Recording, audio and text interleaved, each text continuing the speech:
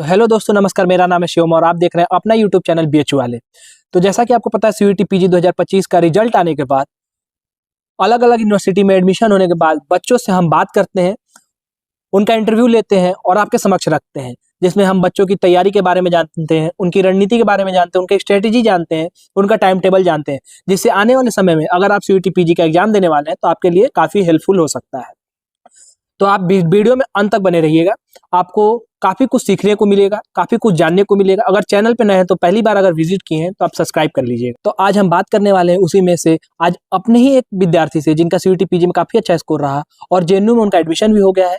तो हम जानेंगे कि उनका किस स्पेशलाइजेशन में एडमिशन हुआ है, उनके सीयूईटी में मार्क्स कितने थे और उनकी तैयारी के दौरान क्या क्या कंटेंट इस्तेमाल किया है। तो सबसे पहले मैं स्वागत करूंगा और सबसे पहले मैं बधाई से आपको शुरुआत करूंगा कि आपका जेएनयू में एडमिशन हो गया। तो सबसे पहले आप उमाशंकर अपने बारे में थोड़ा सा परिचय दे दीजिए। थैंक यू भैया। मेरा नाम उमाशंकर है। मैं यूपी के बांदा डिस्ट्रिक्ट से बिलोंग करता हूँ। मैंने अपनी स्कूलिंग वहीं से कंप्लीट की है, बांदा डिस्ट्रिक्ट से, और अब मैं ग्रेजुएशन बनारस हिंदू यूनिवर्सिटी से कंप्लीट किया हुआ। अब मुझे जेएनयू में मेडिकल हिस्ट्री में एडमिशन मिला। बिल्कुल। तो सबसे पहले आप ये बता दीजिए कि आपका सीयूईटी में रॉ स्कोर और डिप्रीवेशन पॉइंट मिला के कितना स्कोर रहा।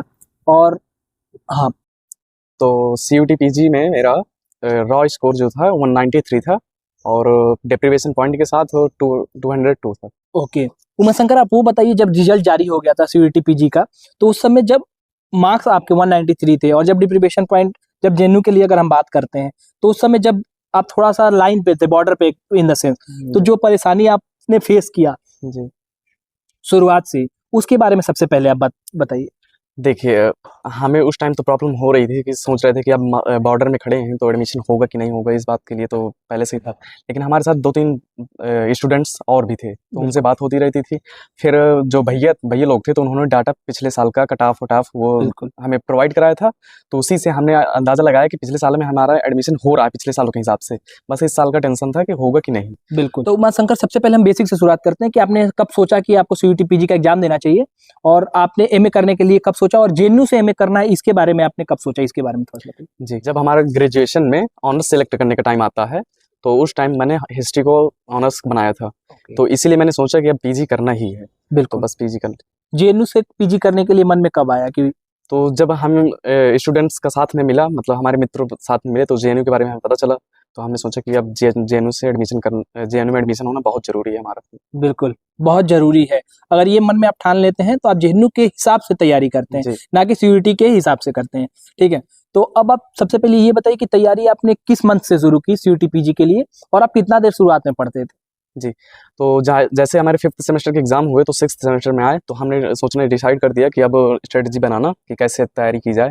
उसी टाइम पे मुझे बीएचयू वाली टीम के बारे में पता चला, तो फिर हम इनके साथ जुड़ने के ग्रुप बन गया था उन लोग का, भैया लोग का। तो उसमें ज्वाइन हो गए, फिर उसके क्लासेस के अपडेट देते रहे उसमें कि कैसे कब क्लासेस स्टार्ट होंगी। तो उसी टाइम पे हमने जब दिसंबर में स्टार्ट कर दिया था स्टार्टिंग। ओके। तो सबसे पहले आप उमाशंकर बताइए कि जब शुरुआती क्लासेस होती थी, तो सर की क्लासेस के अलावा आप कितना देर पढ़ते थे, और शुरुआत में कितना देर पढ़ना चाहिए बच्चों को, अगर कोई बेसिक से शुरुआत कर रहा है बिगिनर्स है तो? जी, ज़्यादा लोड लेने की ज़रूरत नहीं है। बिल्कुल नहीं। आप क्या कीजिए कि ज़्यादा से ज़्यादा 4-5 घंटे पढ़िए आराम से, 1-2 महीने, 1 डेढ़ महीने। फिर उसके बाद टाइम अपना उसी हिसाब से बढ़ाते रहिएगा। बिल्कुल। तो आपने शुरुआत में कितनी देर पढ़ाई की और लास्ट एग्जाम आने से पहले कितना देर आप पढ़ाई की? शुरुआत में 5-6 घंटे पढ़ा था, ओके। लास्ट में मैं ज़्यादा से ज़्यादा 10 घंटे के आसपास बस। 10 घंटा। थोड़ा सा टाइम टेबल के बारे में आप बताइए कि आप शुरुआत के जो 5 घंटे थे कैसे डिवाइड किए थे, और लास्ट के जो 12 घंटे थे उसको कैसे आपने डिवाइड किया था? जी, तो पहले तो देखिए, बीएचयू वाली टीम ने जो भी करवाया था, पहले ऑफलाइन क्लासेस हो गई सतपाल सर के गाइडेंस में। फिर क्विज भी करवाते थे रात में 9 बजे टेलीग्राम में, और टेस्ट डेली एक देना ही होता था। तो ये सारी चीज़ें इंक्लूडेड कर दिया जाए तो हमारी 7-8 घंटे तो डेली होता ही था मिनिमम पढ़ाई। तो ये तीनों चीज़ें हो जाती थी। फिर हम पीआईक्यू सॉल्व करते थे, और जो बुक्स थी जैसे कि इंडिया प्लस हो गई, तो इनके क्वेश्चन डेली 100 क्वेश्चन टारगेट रखते थे कि कितने कितने करने हैं, तो वैसे ही क्वेश्चन लगाते थे। ओके। तो उमाशंकर, सबसे पहले कंटेंट पे आते हैं कि मार्केट में तो कंटेंट भरा पड़ा है, आप जान ही रहे हैं, लेकिन क्या पढ़ना है, कैसे पढ़ना है, और आपने अपनी तैयारी के दौरान कौन कौन से कंटेंट इस्तेमाल किए, मतलब बुक्स आपने कौन कौन सी इस्तेमाल की, उसके बारे में थोड़ा सा बताइए। जी, जैसे हमारी ऑफलाइन क्लासेस सत्यपाल सर के गाइडेंस में स्टार्ट हुई, तो उसी टाइम सर ने सारी बुक्स और वो लिस्ट बता दी थी कि ये करना है, ये यहाँ से इतना पढ़ना है। मेन बात यही होती है किसी एग्जाम को क्वालिफाई करने के लिए कि क्या पढ़ना है, कितना पढ़ना है, कहाँ से पढ़ना है। बिल्कुल तो यही हमें पता चला था। तो उस टाइम पे मैंने बुक्स जो थी आर्य लगाई थी, आर्य पढ़ना है, वो तो रामबाण ही भैया बता रहे थे जैसे, बिल्कुल और एनडीए प्लस हो गई, और अरिहंत की बुक लगाई थी मैंने। बिल्कुल। ये 3 बुक इनफ है सीयूटी पीजी के लिए? और लास्ट में 1 महीने सर ने कहा था कि वो एजीपी की बुक लगा लीजिएगा, तो एजीपी बुक लगाई। बिल्कुल। तो इस बुक से सीयूटी पीजी के लिए तैयारी जो है अच्छी तैयारी हो जाती है कि इसके जी। अलावा भी कुछ इस बार का जैसे पैटर्न अलग था, तो कुछ अलग पढ़ने के लिए आप हिदायत देंगे बच्चों को? इसके अलावा कुछ पढ़ने की जरूरत नहीं है। जो पैटर्न चेंज होता है तो वो एक ज़्यादा से ज़्यादा 8-10 क्वेश्चन का चेंज होता है बस, और सारे क्वेश्चन सेम ही रहते हैं। तो बिल्कुल, आपके एडमिशन के लिए वही पर्याप्त होते हैं बस। बिल्कुल। तो सबसे पहले अब आप उमाशंकर ये बताइए कि जैसे कि इस बार का पेपर थोड़ा टफ भी था। जी। तैयारी तो हमारी बेसिक से एडवांस थी। जी। जैसा कि हम लोगों ने टेस्ट भी किया था, अगर हम टेस्ट भी आपको प्रोवाइड कराते थे, तो अच्छे लेवल के क्वेश्चन भी होते थे, ईज़ी भी होते थे। तो उसके बारे में बताइए कि अगर अचानक से अगर आप सेंटर पे गए और देख लिए कि क्वेश्चन इतना टफ आ गया और आप सर पकड़ लिए, तो उसके बारे में थोड़ा-सा बताइए? तो भैया लोगों ने जैसे कि पहले ही 95 टेस्ट करवा रखे थे, बिल्कुल, तो हमें सारे क्वेश्चन मतलब अधिकतर, सारे तो नहीं कह सकते, अधिकतर क्वेश्चन देखे-देखे लग रहे थे बाद में। तो उसमें जो आपको अपना पेशेंस बना के रखना है, जैसे ही पेपर आए आपके सामने, बिल्कुल, 1-2 क्वेश्चन ऐसे दिखते हैं कि हमें लग रहा है कि आप पूरा पेपर भूल रहे हैं। तो उस टाइम पे बस पेशेंस बना के रखना है, फिर उसके बाद धीरे-धीरे क्वेश्चन आते जाएँगे तो आप करते जाएँगे। बिल्कुल। तो पी बाई क्यू के बारे में थोड़ा-सा बताइएगा कि पी बाई क्यू का कितना अहम रोल रहा आपके साथ और पी बाई क्यू लगाना चाहिए और आपने लगाया था कि नहीं और उससे कितना हेल्प मिला? जी, तो पीवाईक्यू किसी भी एग्ज़ाम के लिए बहुत मैटर करता है, बिल्कुल, तो पीवाईक्यू तो ज़रूर लगाइए। और बीएचयू वाली टीम में सानू दीदी तो पहले से भी पीवाईक्यू सारे यूनिवर्सिटीज़ के, बीएचयू के हो गए, डीयू के हो गए, सारे करवा ही दिए थे, तो उसी से बिल्कुल, हम लगाते थे पीवाईक्यू। बिल्कुल। उससे आपको कितना हेल्प मिला पी बाई क्यू से? जी, पीवाईक्यू अगर आप लगाते हैं तो क्वेश्चन आपको लगता है कि हम ये क्वेश्चन कर चुके हैं, तो बस इसी हिसाब से आप समझ में आ जाता है कि कैसे। बिल्कुल। अब हम बात करते हैं टाइम टेबल की, हुँ। कि जैसे कि आपने बताया कि 5 घंटे, 12 घंटे पढ़ते थे, 3 घंटा टेस्ट, टेलीग्राम और सर की ऑफलाइन क्लासेस थे, लेकिन पढ़ना क्या है? जैसे सर ने तो टाइम टेबल बता दिया है कि आपको ऐसे-ऐसे पढ़ना है, तो आप कैसे उसको यूटिलाइज़ करते थे? उसके बारे में थोड़ा-सा अपने जूनियर्स को गाइड करिए, जो नेक्स्ट ईयर सीयूटी पीजी का एग्ज़ाम देने वाले हैं, उनको इससे आपकी इंटरव्यू से थोड़ा-सा लाभ भी देखिए, सबसे पहले क्या कीजिए आप इंडिया प्लस की बुक एक बार आप लगा लीजिए। बिल्कुल, तो उससे आपको क्या पता चलेगा कि क्वेश्चन कैसे बनते हैं और कहाँ से टॉपिक उठाए जाते हैं, क्वेश्चन कैसे बनते हैं, ये मेन बात होती है। तो पहले भी अगर आप डिस्क्रिप्टिव बुक पढ़ते हैं तो आपको थोड़ा-सा प्रॉब्लम होगी कि क्वेश्चन कैसे बनते हैं ये पता नहीं रहेगा। इससे पहले मैंने जो किया था तो पहले क्वेश्चन ही लगाए थे, बिल्कुल। फिर बाद में मैंने बुक पढ़ना स्टार्ट किया था। ओके। तो उमाशंकर सबसे पहले मैं आपसे ये जानना चाहता हूँ कि कितने महीने की तैयारी से, अब 4 महीने, 5 महीने, साल भर या 2 महीने की तैयारी से भी आपके हिसाब से क्या लगता है कितने महीने की तैयारी से आप जेएनयू जैसे प्रेस्टीजियस यूनिवर्सिटी में एडमिशन पा सकते हैं और आप और अच्छा कर सकते हैं? जी, तो अगर आप यूनिवर्सिटी में एडमिशन के लिए डेडिकेटेड हैं कि जेएनयू हमें मिले, तो आपको ज़्यादा से ज़्यादा 3 से 4 मंथ्स अच्छे से तैयारी करनी है। बिल्कुल, बिल्कुल। तो अब आप ये बताइए कि जैसा कि आपने सब कुछ बता दिया कि आपके पास बुक्स थी, टेस्ट भी आप लगाते थे टाइम टू टाइम, पी-बाई-क्यूज़ भी आप सॉल्व कर लिए। अब बात आती है कि पढ़ाई कर रहे हैं, नोट्स कितना ज़रूरी है? आखिरी समय में नोट्स कितना नोट्स से कितना हेल्प हुआ? उसके बारे में थोड़ा-सा गाइड करिए बच्चों को। जी, ऑफलाइन क्लास में सर पहले ही बता देते थे कि इस टॉपिक की जो नोट्स है वो कम ज़रूर से ज़रूर बनाइएगा। बिल्कुल, तो वो हम टॉपिक लिख लिए थे कि ये टॉपिक है, हमें इनकी नोट्स ज़रूर बनानी है।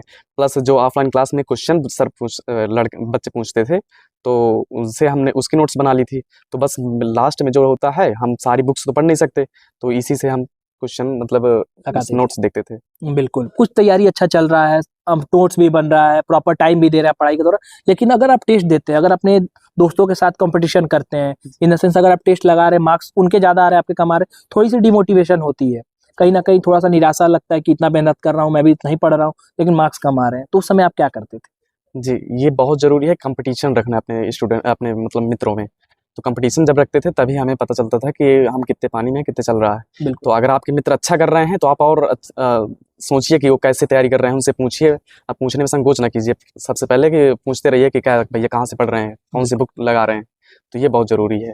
बिल्कुल। लेकिन जब आप डिमोटिवेट होते थे, तब आप क्या करते थे उसके बारे में? जब हम डिमोटिवेट होते थे तो हमारे जो पहले तो सत्यपाल सर ही बता देते थे कि ऐसा-ऐसा करना है। बिल्कुल, फिर हमारे माता-पिता से बात हो जाती थी और एक हमारे जूनियर हाई स्कूल के मतलब टीचर थे, तो उनसे मेरी अक्सर बात होती, तो उन्होंने ही हमें यहाँ तक पहुँचने में मदद की सारी। बिल्कुल। तो जैसा कि आपने बताया कि जो जूनियर हाई स्कूल के जो आपके शिक्षक रहे, अगर आप उनका नाम लेना चाहें तो भी नाम ले सकते हैं, कोई हमारे पैनल। जी, उनका नाम है पवन सर नाम है। बिल्कुल। उन्होंने मुझे बीएचयू पहुँचने के लिए मदद की थी, और अब जेएनयू की मदद तो सत्यपाल सर की गाइडेंस में हो रही है। बिल्कुल। तो जैसा कि अब ये बताइए कि जो हमने 95 टेस्ट, जैसे आपने शुरू में ही बात किया कि 95 टेस्ट हमने कराया था, तो उससे एग्जाम टाइम में कितना हेल्प हुआ? जी, तो देखिए, आप जब 95 टेस्ट हैं तो सर बीएचयू टीम के जो क्वेश्चंस हैं उनका पैटर्न जो है बिल्कुल एग्जाम के लेवल का ही रहता है। तो अगर आप इन्हें लगाते हैं तो आपको एग्जाम में प्रेशर जो है, डील करने का प्रेशर से आपको मिलता है। बिल्कुल। और अगर 95 टेस्ट अगर आप सीयूटी पीजी के लिए अगर आप सॉल्व कर लेते हैं, अगर ईमानदारी से सॉल्व करते हैं, तो फिर आपको ज़्यादा सोचने की ज़रूरत नहीं पड़ती है। पेपर की का लेवल कुछ भी हो, आप वहाँ जाएँगे तो थोड़ा-सा संकोच करेंगे कि अरे टफ आ गया। तो अगर 2-4 बार आप क्वेश्चन देखते हैं, तो फिर सब कुछ मैनेज हो जाएगा कि हाँ, बीएचयू वाले प्लेटफ़ॉर्म पे शिवम भैया ने टेस्ट कराया था और ये टेस्ट हमने लगाया है, तो आप कर ले जाएँगे और काफ़ी अच्छा स्कोर करेंगे। तो अब हम आपसे लास्ट सवाल ये पूछना चाहेंगे, जैसे कि डॉक्टर सत्यपाल सर का गाइडेंस से कितना लाभ हुआ आपको, और बीएचयू वाली टीम का कितना सपोर्ट रहा आपको, और बीएचयू वाली टीम को और अच्छा क्या करना चाहिए, उसके बारे में थोड़ा-सा बताइए? जी, तो हमें किसी भी एग्ज़ाम को क्वालीफ़ाई करने के लिए हमें पता होना चाहिए कि कहाँ से पढ़ना है, कितना पढ़ना है, कैसे पढ़ना है। तो जो मटेरियल है वो बीएचयू वाली टीम प्रोवाइड करा देती थी, जितना भी पढ़ना है, और कैसे पढ़ना है ये हमें गाइडेंस में सत्यपाल सर के गाइडेंस में पता चलता। बिल्कुल। वीडियो एंड करने से पहले लास्ट आपसे सवाल ये पूछना चाहते हैं कि आप अपने जूनियर्स को ऐसी क्या सलाह देना चाहते हैं जो आपसे गलती हुई, कि आप थोड़ा-सा बाउंड्री पे रह गए, मतलब थोड़ा-सा संकोच कर रहे थे कि एडमिशन ना हुआ तो क्या करेंगे? वो बच्चे ना फेस करें, उसके लिए आप क्या सलाह देंगे? लास्ट ये आप। जी, सबसे पहले आपको रेगुलरिटी बना के रखनी है। अगर बिल्कुल। रेगुलरिटी है तो आपको ये सोचना नहीं पड़ेगा जैसे हमने सोचा है। हमने लास्ट टाइम में हम घर चले गए थे, तो उस टाइम पे हमारा सब बिगड़ गया था। बिल्कुल। तो उस हिसाब से आप रेगुलरिटी बनाए रखिए, और बाकी सब बीएचयू वाली टीम पर छोड़ दीजिए, वो सब करवा देते हैं। बिल्कुल। हम करवा के ही दम लेते हैं, जब तक आप जी। करेंगे नहीं तब तक हम छोड़ेंगे नहीं। ठीक है, हमारा संकल्प ही है, हमारा ध्येय ही है, संकल्प आपका, सहयोग हमारा। जी। ठीक है, आपने संकल्प ले लिया है तो हम उसको पूरा करने में पूरा सहयोग करेंगे। सबसे पहले मैं उमाशंकर आपको बहुत-बहुत बधाई और आगे के लिए शुभकामनाएँ देना चाहता हूँ कि आप भविष्य में और ऐसे ही निरंतर आगे बढ़ते जाइए। और थैंक यू भैया।